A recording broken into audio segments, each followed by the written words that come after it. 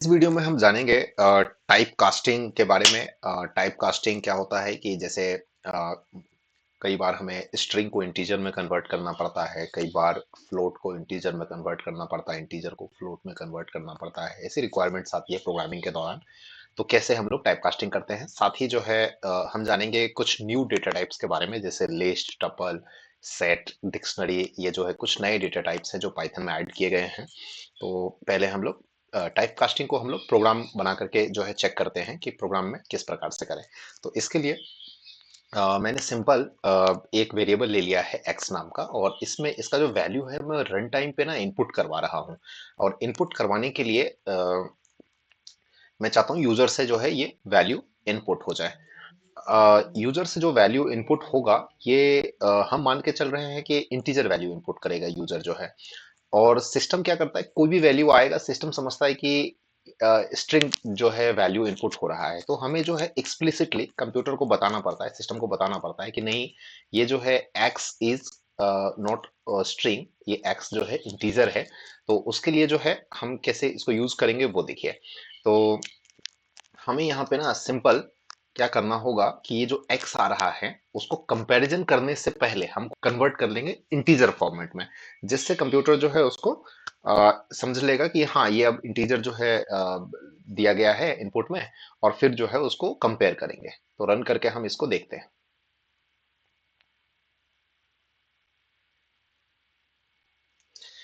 x में हमने value डाल दिया 25।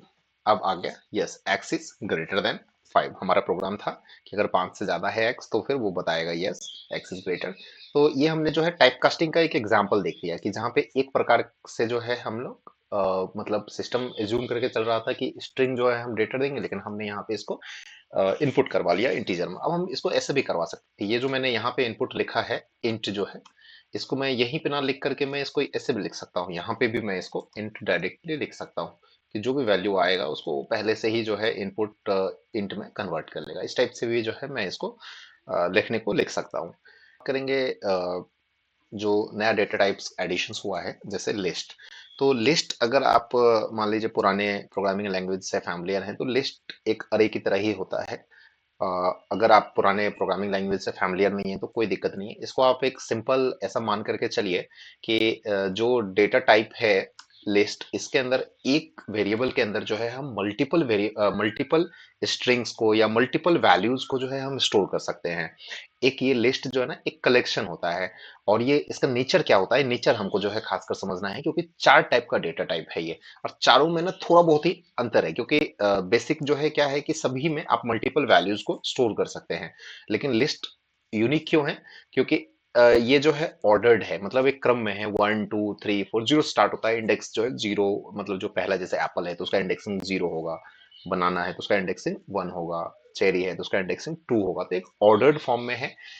ये जो है चेंजेबल हो सकता है कि एक वैल्यू दूसरी जगह पे आ सकता है, दूसरा वैल्यू तीसरी जगह पे आ सकता है।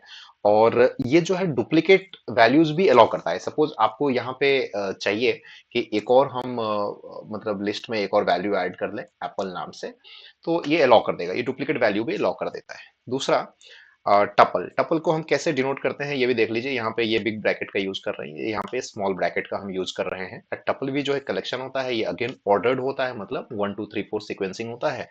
और ये इसके जो है ना वैल्यू को आप इंटरचेंज नहीं कर सकते, मतलब चेंज नहीं कर सकते। मतलब आप एक पोजीशन से दूसरे पोजीशन, दूसरे पोजीशन से पहले पोजीशन पे लेकर के वैल्यू जो आते हैं हम लोग वो नहीं कर सकते। और ये भी जो है डुप्लीकेट मतलब अलाउ करता है। आप दोबारा जो है एप्पल लिख दीजिए, दोबारा बनाना लिख दीजिए, चलेगा, उसमें कोई दिक्कत नहीं है। तीसरा जो है ये है सेट। सेट किस टाइप से डिनोट करते हैं वो देख लीजिए, इस टाइप से। और ये भी एक कलेक्शन है। ये देखिए ये अनऑर्डर्ड है, मतलब सेट की जो वैल्यू होती है उसको हम आइडेंटिफाई नहीं कर सकते कि ये 0 1 2 3 फॉर्म, इस प्रकार से हम नहीं कर सकते। हम मान करके चलेंगे कि सेट के अंदर पांच जो है वैल्यू है, पांच स्ट्रिंग है, पांच कुछ भी हो सकता है, बट ये जो है इसका कोई पर्टिकुलर ऑर्डर नहीं है। ये अनचेंजेबल होता है, कोई एक दूसरी जगह पे जो है इसको चेंज नहीं कर सकते। अनइंडेक्स होता है, कोई इंडेक्सिंग नहीं होती। इसमें डुप्लीकेट मेंबर्स भी नहीं हो सकते हैं, ये हमें समझना है। इसके अलावा है डिक्शनरी। डिक्शनरी जो है थोड़ा सा मतलब डिफरेंट कैसे होता है, इसमें देखिए, इसमें हर जो आप मतलब वैल्यू जो आप एंटर करेंगे उसके साथ जो है ना उसका एक आपको की भी एंटर करना होता है। जैसे मुझे एंटर करना था इसमें, मान लीजिए फोर्ट, तो फोर्ट किस प्रकार का है, एक टाइप हमें एंटर करना पड़ा है। जैसे की है उसका ब्रांड, तो इसके साथ जो है हम लोग एंटर करते हैं मॉडल। तो इस प्रकार का जो अगर आपके पास कोई डेटा है तो उसको आप डिक्शनरी में जो है स्टोर कर सकते हैं। एंड अगेन आइटम जो है अनचेंजेबल है, उसको आप but you can remove add, जैसे भी आपको रन टाइम पे, ड्यूरिंग रन टाइम जो है आप डिक्शनरी में कोई वैल्यूज को ऐड कर सकते हैं, रिमूव कर सकते हैं, आप जो मन चाहे वो कर सकते हैं। तो इन सब का जो यूज होता है वो स्पेसिफिक जब हमारी रिक्वायरमेंट होती है कोई प्रोग्राम बनाने की, तब हम लोग जो है इनका यूज करते हैं। तो हम लोग आगे देखेंगे कि किस प्रकार से जो है इसको हम यूज कर सकते हैं। ये जैसे लिस्ट हम बनाते हैं, तो लिस्ट हमने बना लिया, अब इसको इटरेट करने के लिए मान लीजिए मुझे एक कोई लिस्ट में से लिस्ट को प्रिंट करवाना है, या लिस्ट में कुछ सफलिंग कराना है, कुछ और काम करवाना है। तो इन सारे डेटा टाइप्स में हम लोग जो है हम लोग लूप यूज करते हैं। जैसे फॉर लूप हो गया, वाइल लूप हो गया, इस टाइप का हम लोग लूप से क्या करते हैं, इसकी मतलब अरेंज कर सकते हैं, या जो भी हमको ऑपरेशंस परफॉर्म करने हैं इसमें हम लोग, उसके लिए हम लोग लूप का इस्तेमाल कर सकते हैं। Thank you.